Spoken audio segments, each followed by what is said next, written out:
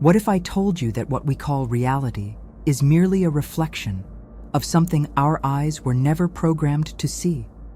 There's a point at the center of your forehead, between your eyes, yet beyond the flesh, that, according to ancient traditions and long-forgotten scientific studies, can see what lies hidden behind matter, time, and even identity itself. A point that, once awakened, turns the mind into an instrument of such intense revelations that many choose to ignore its existence. But why has this inner eye been silenced throughout history? And what happens to those who dare to open it? What you're about to discover is not a spiritual myth or a conspiracy theory. It's something that exists on the borderline between neuroscience and metaphysics. An unsettling secret that crosses cultures, defies logic, and exposes something that perhaps was never meant to be remembered. In what follows, you'll understand why you've never heard about this before, and how this secret could change everything. For centuries, monks, initiates, and mystics from distant cultures have whispered the same truth using different words. There is a hidden eye within the human being, an eye that doesn't blink, that doesn't age, and that sees beyond form. This is not a metaphor. It exists right in the exact center of the brain, protected by the architecture of the mind, as if the body itself were guarding it from some invisible danger. Science knows it as the pineal gland. But why did ancient civilizations like Egypt and India regard this tiny organ as a sacred portal? What's intriguing is that the pineal gland, though microscopic, contains features found only in actual eyes. It has light-sensitive tissues, even though it's shrouded in the darkness of the brain. It responds to Earth's magnetism, solar frequencies, and sound vibrations. Could this simply be an anatomical coincidence? Or was this third eye made to perceive a kind of light that ordinary eyes cannot detect? What exactly does it see once it begins to awaken? Modern science has acknowledged its role in regulating sleep and producing melatonin. But what if that's just the surface? Ancient Indian texts describe that when the dormant energy in the body, known as Kundalini, is activated, the third eye opens, not as a physical act, but as a collapse of perception. Reality begins to reorganize itself. The boundaries between thought, intuition, and vision start to dissolve. What was once invisible now pulses with its own life. In altered states of consciousness, meditators report seeing geometric shapes, patterns of light, and beings made of energy. Are these hallucinations produced by a brain in trance, or glimpses into a deeper layer of existence? There are historical accounts of people who, after activating this point of perception, began communicating with a living intelligence that exists beyond the rational mind. But why isn't this talked about openly? What's being so carefully hidden behind direct experience with the invisible? Perhaps this collective silence exists for a reason. Perhaps it's not fear of madness, but fear of discovering that madness is, in fact, the state we live in now. If the pineal is a sensor, then what happens when it starts to pick up frequencies that defy time, logic, and control? Why do those who activate this center report not just visions, but profound changes in their lives, as if reality itself begins to conspire differently? There's something about this eye that doesn't blink, that challenges everything we know about perception, identity, and truth. It's not just an organ. It's a kind of guardian, silently waiting for the moment we're ready to look and withstand what is revealed. But what if that moment comes sooner than expected? Why does the symbol of the third eye appear hidden, disguised, concealed beneath layers of sacred art and mythology? In almost every spiritual tradition, it's present, but never overt. At the center of Indian gods' foreheads, inside Egyptian pyramids, in the stained glass of medieval cathedrals, even on American dollar bills. Is this just coincidence, or part of a visual code that spans centuries? And more unsettling, why does this symbol, so recurrent, always seem to carry the same energy? A silent call towards something that still hasn't been fully deciphered? The third eye, also called the spiritual eye, or eye of consciousness, is rarely shown directly. It appears between the physical eyes, pointing upward, as if indicating not a physical place, but a direction of perception. In Tibetan mandalas, it's the absolute center. On the body of Shiva, it represents the power to see the truth behind illusion. And in the eye of Horus, it's more than protection. It's a mathematical representation with proportions that reflect the very principles of human perception. How is it possible that symbols from such distant cultures carry such similar meanings? Carl Jung believed that the collective unconscious communicates through archetypes, universal images that emerge from the human psyche across all eras. The third eye, in this context, would be an archetype of inner vision. But who programmed this symbol into us? And why does it keep surfacing, even among people with no exposure to Eastern religions or esotericism? Something inside us seems to know. Something that doesn't need words to remember. There is a language that isn't read with the eyes, but felt. A language that speaks directly to the unconscious, activating memories that may not even belong to this life. The symbol of the third eye is not just a drawing. It's a trigger, a key, a veiled reminder that something within us is waiting to be awakened. But why hide this key under so many layers of culture, religion, and art? Is true knowledge being protected or imprisoned? Throughout history, those who dared to interpret these symbols beyond the literal were often persecuted. Philosophers, mystics, initiates, they all knew that behind each image lies a portal, a direct access to what cannot be spoken aloud. The third eye, in this game of symbols, would be the final invitation to see with the heart of the mind, to perceive with the silence of the soul. But what exactly does it show us? Once it finally opens? There's a reason for so much mystery around this symbol. It's not meant to be understood right away, but to stir something, to awaken a sense that something much greater is whispering through the image. But what if that whisper isn't symbolic and is trying to tell us something real right now? What we call reality may be nothing more than the mind's interpretation of vibrational patterns. Quantum physics has already shown that at the subatomic level, matter isn't solid. It fluctuates between possibilities. The human brain, in turn, works more like an antenna than a processor. It doesn't create consciousness. It simply tunes into something that already exists outside itself. But what happens when the brain starts picking up frequencies that don't belong to this material plane? David Bohm, one of the greatest physicists of the 20th century, proposed that we live in an unfolded reality where what we perceive is just the surface of a deeper invisible field, the implicate order. It's as if we were inside a collective dream, seeing only reflections. In this scenario, the third eye would be the organ that connects the brain to that hidden field, a point of access to dimensions that coexist with ours, but vibrate on another frequency. And what if the pineal gland is more than just a receiver? What if it's a translator between worlds? Experiments with altered states of consciousness, like deep meditation or controlled use of entheogenic substances, show a curious pattern. Reports of out-of-body perceptions, a sense of unity with everything, and communication with intelligences that seem to exist on another plane. Science is still hesitant to validate these experiences. But why do so many describe the same type of phenomena, even without prior contact with one another? What if they're not hallucinations? What if they're tunings? Some neuroscientists suggest that by reducing activity in the frontal cortex, the center of logic and ego, a window opens for other parts of the brain to take over. As if there were a hidden mode of perception waiting to be activated. In that state, the pineal gland begins to pulse differently. Recent studies show that it contains crystals sensitive to electromagnetic fields.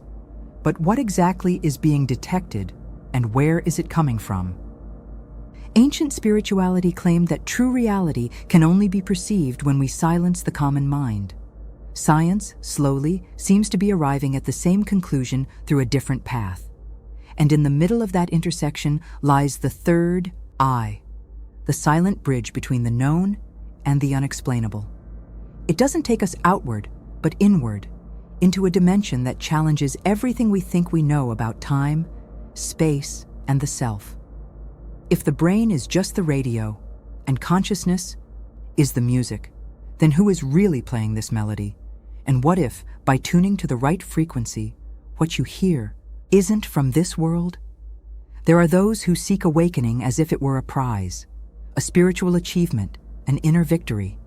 But almost no one talks about what comes after. When the third eye truly opens, something in your perception changes, irreversibly. Colors seem more vivid, thoughts louder, emotions deeper. But along with this expansion comes a strange kind of rupture. It's like waking up in a place where everything looks the same, but nothing feels like it used to. People who go through this process report feeling as if they've been torn from normality. Small details of daily life start to feel like staged performances, words spoken automatically, repeated behaviors. Everything sounds mechanical, as if the world were a theater and all the actors were asleep on stage. The pain doesn't come from what is seen, but from what is perceived behind what is seen. And that clarity can become a burden for someone who has no one to share it with. Psychologically, it's a shock. When the brain starts to perceive subtler patterns of reality, it tries to reorganize its own beliefs. There's a kind of grief for the old way of seeing the world. The internal structures of the ego begin to collapse because what once supported the sense of identity no longer makes sense. It's like trying to keep living in a house with no floor. How can one keep acting normally when they realize that everything they believe to be solid was only smoke? This collapse is what the ancients called the dark night of the soul, a moment when the inner light shines so intensely that it blinds. It's not enlightenment to see more. It's being able to withstand what lies beyond. Appearances. And what's beyond is often not beautiful. It's not comforting. It's brutally real. Awakening, far from being ecstatic, can feel like exile, a painful dislocation between what you were and what you've become. And yet, something persists in the depth of your gaze, the certainty that there's no going back. The third eye, once awakened, does not close. It remains there, like a silent witness, perceiving the world through layers that didn't exist before. Or maybe they've always existed, but are only now being seen. Living after awakening is like walking through a fragmented reality, where everything shines and bleeds at the same time. But what if this perceptual collapse isn't the end, but the beginning of a new way of being, still incomprehensible to the ordinary mind? And what if the price of clarity is never being able to close your eyes again? In Sanskrit, Maya means illusion. But the word carries a deeper meaning than mere deception. Maya is not just what hides the truth, it's what sustains it. An invisible veil that covers reality so it can be bearable. Everything we call the world, according to this view, is a carefully designed cosmic theater, not to deceive, but to protect. But protect us from what? Imagine living in a state of perception where every connection, every pain, every hidden meaning becomes evident all at once. The weight of it could crush an unprepared mind, and maybe that's why the veil exists. Not as a curse, but as a shield. It doesn't just block out what's dark, it also protects against an excess of light, because too much light, without the proper structure, blinds, and blinds permanently. When the third eye is activated, this veil begins to tear in specific places. Nothing abrupt.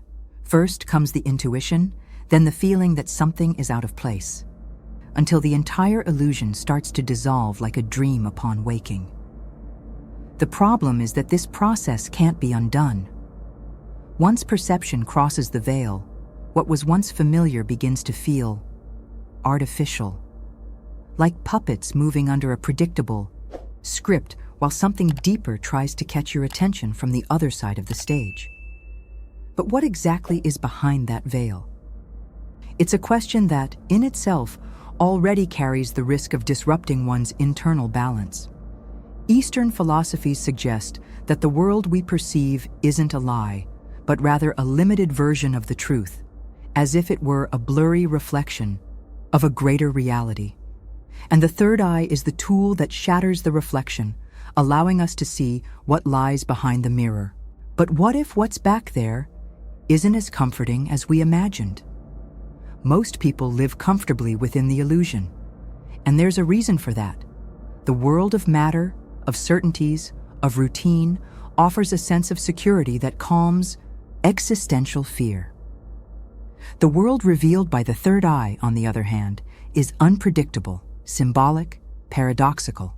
It's like walking through a maze where the walls shift every time you blink, a world where time stretches, meanings multiply, and nothing is what it seemed. Maybe the right question isn't what is Maya, but rather, why did the human being need to be protected from the truth in the first place? And what if tearing the veil is more dangerous than continuing to live within it?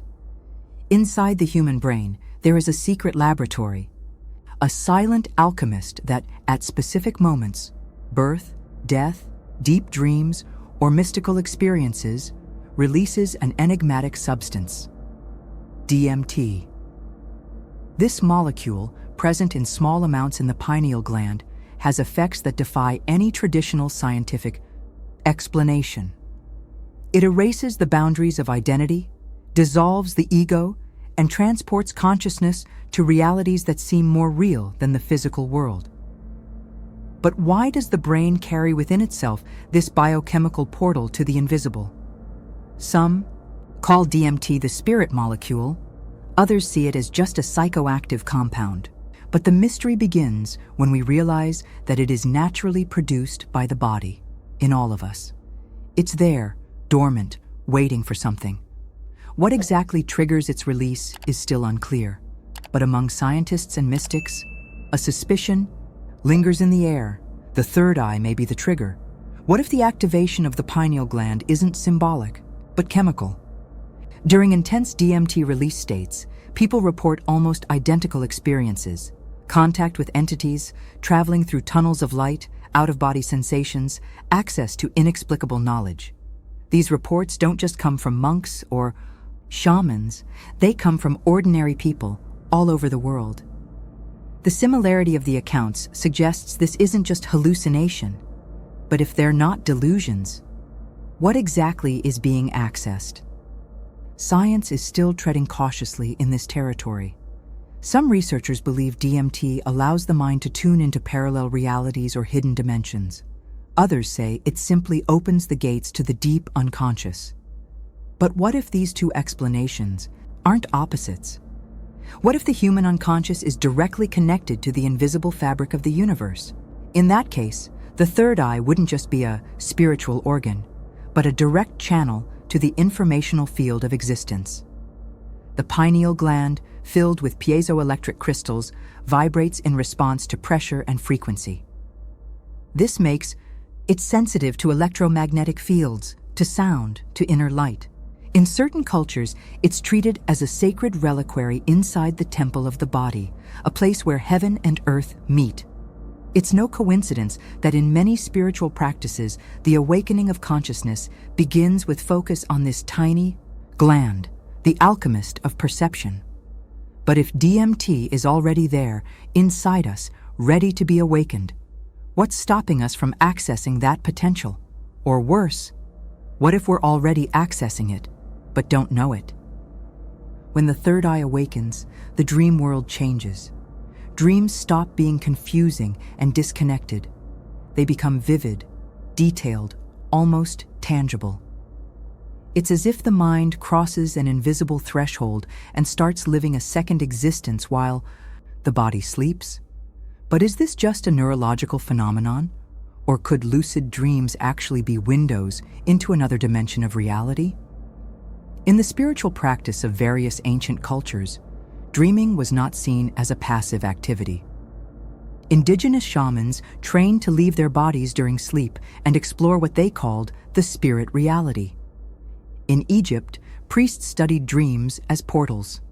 In Tibet, monks practice what they call dream yoga, a precise technique for keeping the consciousness awake while the body sleeps. What did these traditions know that we've forgotten? Modern science already admits that the REM state, where dreams occur, is directly linked to pineal gland activity. During this stage, the mind may activate regions usually dormant during the day, including those responsible for symbolic perception and the processing of archetypal memory. That's why, often, lucid dreams don't just show images. They communicate something that seems to come from a place deeper than the personal unconscious. People who develop the ability to dream consciously report recurring experiences, reunions with unknown beings, places that feel more familiar than their own home, even situations where they receive information that only proves true after waking up. Is that just imagination or memory of something real, accessed on a level beyond chronological time? If the third eye is the silent observer, what exactly does it observe while the body sleeps? There's a fine line between imagination and extrasensory perception. And in the liminal states between wakefulness and sleep, that line vanishes. At that moment, the third eye doesn't just see, it crosses through. It walks among the images with the clarity of someone who's already been there before. But why can some people maintain consciousness in these states while others can't? Is there some kind of training? Or is this ability inherited from other lives? What if lucid dreams aren't simulations, but real journeys taken by a part of the mind that knows no boundaries? What if, when we sleep, we're not resting, but traveling through realms that never cease to exist? There are reports that repeat with disturbing frequency. People in deep states of meditation, under the influence of DMT, or during near-death experiences, describe encounters with beings that are not of this world. Some appear as luminous forms, others as conscious shadows. The most unsettling thing is that these reports come from different cultures, contexts, and eras, and yet they describe the same entities. Coincidence? Or are we talking about something that truly exists, but on another frequency? Conventional science tends to label these experiences as hallucinations. But there's a line not everyone dares to cross. What if these aren't internal visions, but real encounters? We know our eyes capture only a tiny fraction of the electromagnetic spectrum. We don't see radio waves, microwaves, infrared. Yet they're here, right now, moving through the space around us. What if these entities dwell precisely in those invisible spaces? And what if the third eye is a kind of radar that, once opened, starts picking up on presences that have always been around us? Ancient peoples had names for these beings: spirits, jinns, devas, guides, angels, demons. The difference between them was never just moral, it was vibrational. Some operate at high frequencies, others at dense ones. When activated, the third eye seems to tune human perception to a level where these entities can be felt and, in more intense cases, seen. But what do they want? Are they here to guide or simply to observe? There are accounts of telepathic communications, spiritual revelations, spontaneous healing. But there are also reports of harassment, emotional manipulation, and negative interference. This raises a delicate question. Are we truly prepared to interact with intelligences that don't follow human logic? How can we discern what's real from what's psychic projection? What's an external presence? And what's a fragment of the inner shadow?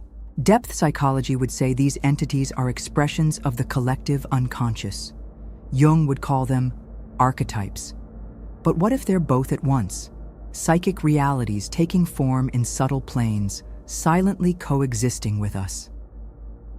The third eye, once opened, doesn't distinguish between what's inside and what's outside. It shows everything. And that can be both revealing and terrifying.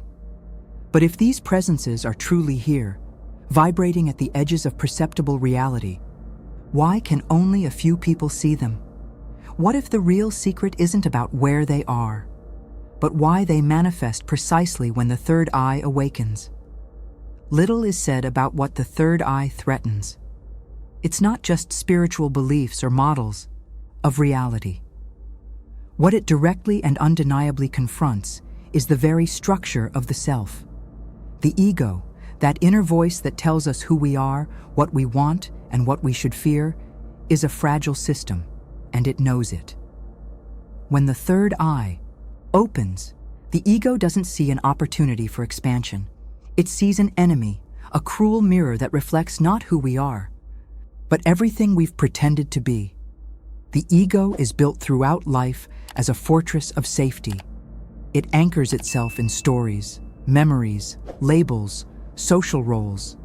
It convinces us that we are the sum of these things. But when consciousness begins to expand, that structure starts to collapse. Not because it's destroyed from the outside, but because it reveals itself to be unsustainable from within. The third eye, by activating wider perceptions, exposes the illusion of control that the ego holds over reality. And for the ordinary mind, that's unbearable. The panic doesn't come from the new vision. It comes from the disappearance of the ground beneath. What sustains the self begins to dissolve, and there's no manual for that kind of disintegration.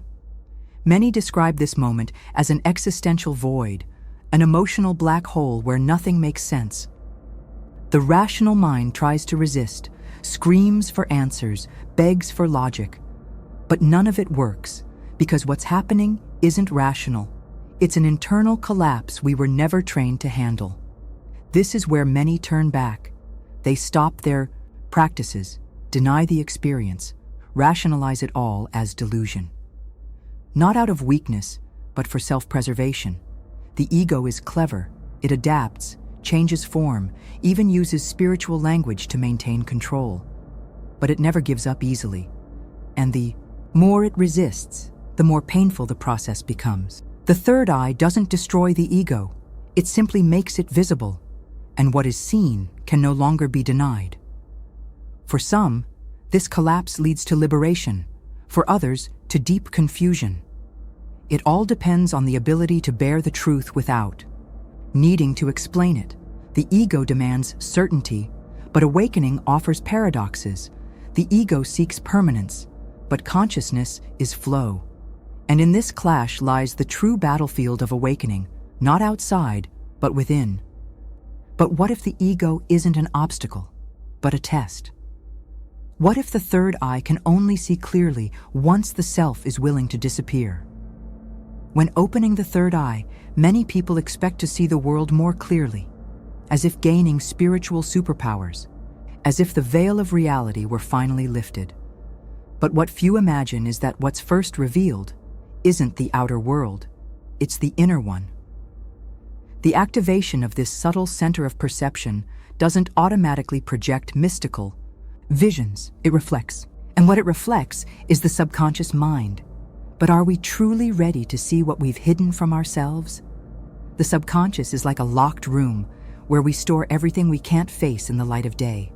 Old fears, traumas, inherited beliefs, hidden desires. Most of these memories don't vanish, they're simply repressed.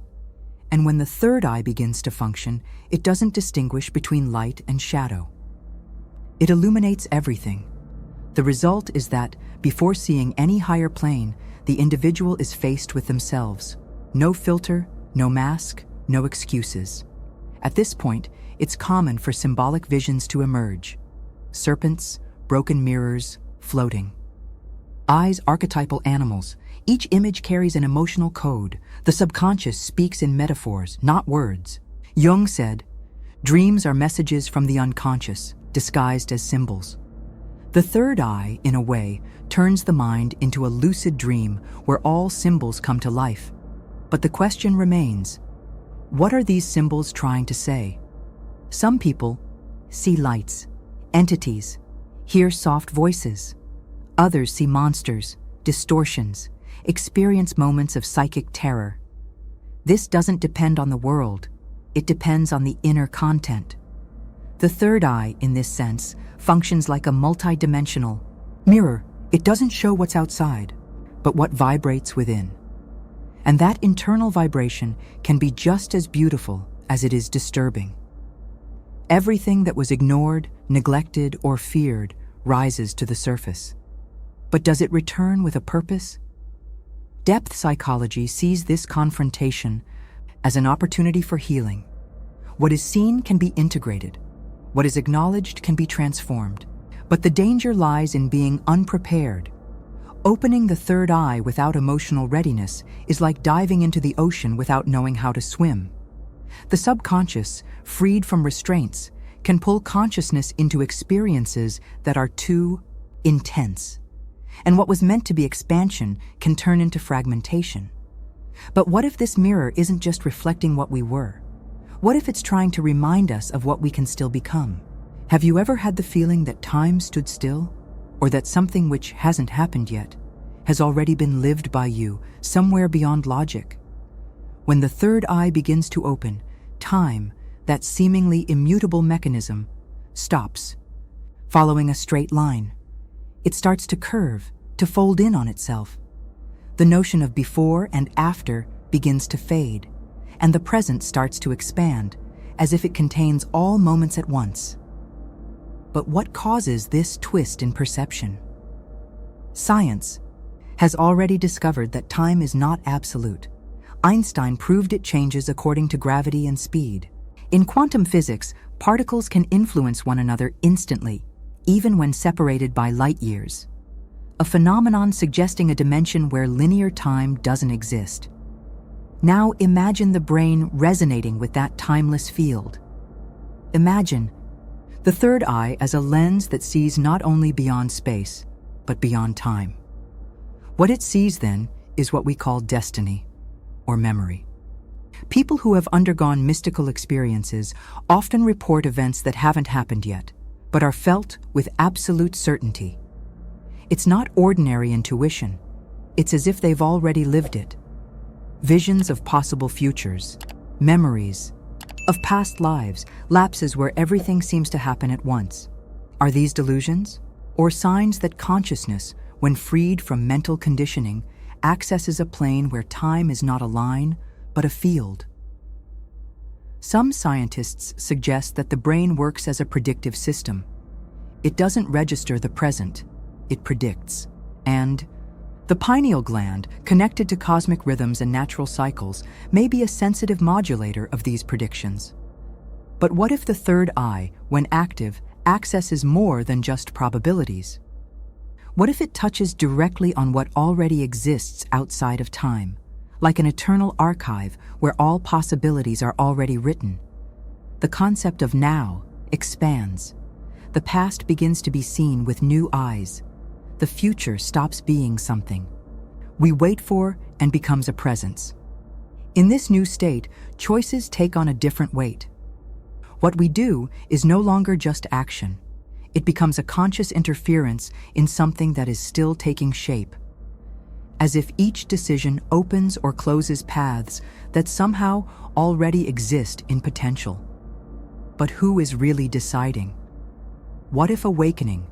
The third eye didn't just give us a new way of seeing, but the power to rewrite time itself? Or what if time never existed, and only now are we beginning to remember that? Awakening the third eye isn't just about seeing more. It's often about beginning to see alone. Suddenly, the world seems to slow down, conversations become shallow, and human connections that once felt enough now seem unbearably superficial. You begin to see patterns in gestures, in glances, in people's words, but no one else seems to notice. What once felt familiar now feels distant, and what used to feel close becomes strange. Why does this isolation accompany nearly every account of expanded consciousness? The outer world hasn't changed, but you have. And the new gaze that opens isn't welcome everywhere. You begin to speak a language made of silence, presence, and symbolism that few understand. Trying to explain is frustrating. Trying to fit back in is suffocating. It's like returning from a long journey to a place no one believes exists. What you saw, felt, understood has to be swallowed in silence. Because clarity, when solitary, can feel like a curse. This state of cosmic solitude has been described by mystics and philosophers for centuries. Lao Tzu, for example, spoke of a kind of wisdom that, the deeper it becomes, the more it distances the individual from the crowd, not out of arrogance, but due to a vibrational mismatch. When perception elevates, the noise of daily life becomes deafening. And even among friends or family, an invisible chasm sets in. The chasm of awakened consciousness in the presence of sleeping consciousness. Modern psychology recognizes this feeling, but still treats it as an existential crisis, a disorder or extreme sensitivity. What it doesn't consider is that this discomfort might not be a symptom of something wrong, but of something right trying to emerge. Maybe isolation is a transitional period, a time of internal gestation to reorganize the self. After all, those who see the world with new eyes need time to learn how to live in it without getting lost. In this state, many ask, have I gone crazy? Am I drifting too far from reality? But perhaps the real question should be, what kind of reality am I drifting away from? And why is there so much discomfort in feeling the world more intensely, more deeply, more honestly? Cosmic solitude, though painful, might be the beginning of a new kind of connection, not based on words but on vibration, on presence, on silent recognition. But what if this silence, which feels so empty, is just waiting for someone on the other side of the invisible to answer? What if we're not truly alone, just surrounded by those who haven't awakened to the same sky? You think of someone, and the phone rings. A place you've never been feels strangely familiar. A decision made on a gut feeling changes the course of your life. Coincidence or resonance? When the third eye begins to activate, a curious phenomenon arises. Intuition intensifies. It's no longer just a vague impression. It becomes a precise perception, almost as if the future were sending signals back. But how could that be possible? Physics has already begun to explore this territory. Theories like block time and quantum entanglement suggest that past, present, and future may coexist in simultaneous layers. The human mind, however, isn't programmed to access them consciously, except in altered states of perception. That's where the third eye comes in as a sensitive receiver, picking up not what the eyes see, but what hasn't yet happened. On the physical plane, could intuition be a form of time reading with a different kind of clock? Neuroscience studies show that the body reacts to stimuli even before they occur. Heart rate and electrical impulses shift seconds before an image appears. That shouldn't be possible, but it happens. What if these reactions are signs that part of the mind is already interacting with an information field where the future is just another frequency? Then the third eye wouldn't be an eye for the invisible, but for the possible. This refined perception often comes with physical sensations, chills, sudden warmth, a vibration in the center of the forehead. It's as if the body becomes a compass and consciousness the navigator. But how do you trust something that can't be measured precisely? How do you distinguish true intuition from fear or disguised desire? The answer, the ancients say, lies in inner silence. Because intuition doesn't shout, it whispers, and it's only heard when the mind goes quiet. Throughout history, many of the greatest inventors, artists, and mystics have said their discoveries came in intuitive flashes. Nikola Tesla claimed his inventions appeared fully formed in his mind, as if delivered from another source. Jung called it synchronicity, external events that reflect an inner state with symbolic precision. But is all this just creative? Expression? or real access to an information field operating beyond linear time? What if intuition is the original language of consciousness, and only now are we relearning how to listen to it? Or maybe we've always been listening, but we're too busy to recognize it? Every thought, every emotion, every intention emits a frequency. That's not spiritual poetry, it's science. The human body, composed largely of water, responds directly to vibrations. Specific sounds can alter heart rate, change brainwave patterns, even reorganize molecules. But what does this have to do with the third eye? Everything. Because when we talk about awakening consciousness, we're essentially talking about tuning. The pineal gland, located at the center of the brain, is surrounded by structures highly sensitive to electromagnetic energy. Inside it, there are apatite, crystals that vibrate in response to sound and magnetic stimulation, just like an antenna. This means that the body, when it enters certain vibrational states, whether through meditation, binaural sounds, or complete silence, begins to function as a receiver. But a receiver of what? Frequencies that don't belong to dense matter. Frequencies from other realities? In ancient spiritual practices, the use of mantras, chants, and instruments like bells, bowls, and drums wasn't just ritualistic, it was technological. Each sound had a function, a frequency, a key.